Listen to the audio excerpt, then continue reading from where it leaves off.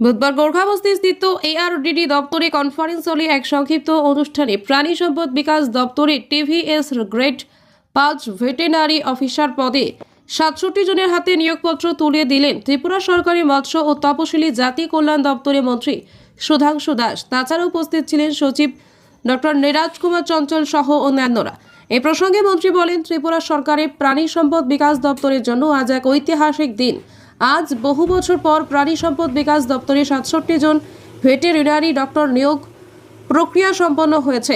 আগরতলা গোর্খাবস্তি স্থিত প্রাণী সম্পদ বিকাশ অধিদপ্তর কার্যালয়ের কনফারেন্স হলে আয়োজিত এক অনুষ্ঠানের মধ্য দিয়ে প্রাণী সম্পদ বিকাশ দপ্তরে ভেটেরিনারি ডক্টর পদে চাকুরিতে যোগদানের জন্য যোগ্য প্রত্যাশীদের হাতে নিয়োগপত্র তুলে দিলাম।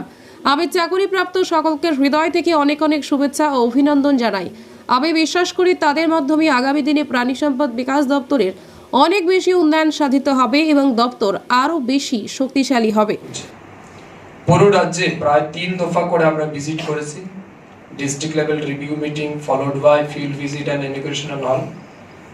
দেখেছি বিভিন্ন জায়গাতেই আমাদের ম্যান পাওয়ারের একটা কনস্ট্রেইন্ট রয়েছে এবং এতে করে কি হচ্ছে, ডিপার্টমেন্টের যে সমস্ত মানে অনগোয়িং প্রজেক্ট এন্ড স্কিমগুলি রয়েছে সেগুলি ইমপ্লিমেন্ট করতে কষ্ট হচ্ছে। ঠিক এগুলি তো থাকবেই। এখন প্রথমত আপনাদেরকে জানতে হবে, নিশ্চয়ই ডিপার্টমেন্ট আপনাদেরকে ট্রেনিং করাবে, আপনাদের ডিউটিস কি হবে, কিভাবে গিয়ে আপনারা কাজ করবেন। তবে আজকের দিন পর্যন্ত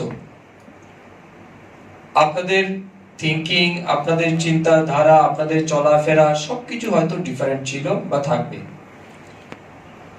বাট যেদিন আপনি জয়েন করবেন সেদিন থেকে কিন্তু আপনার জীবনের প্রত্যেকটা মুহূর্ত কিন্তু পরিবর্তন হবে। এটা কিন্তু আপনাদের ভেবে নিতেই হবে। আজকের ডেটে যদি কোথাও আপনি ক্যাজুয়াল হন লাইফে, কোথাও কারোর যদি কোনো ব্যাড হ্যাবিটস, ব্যাড অ্যাক্টিভিটিস থেকেও থাকে, এটা ম্যাটার করে না। But when you joined as a veterinarian in ARDD department, your image, your face, your activity is always crucial.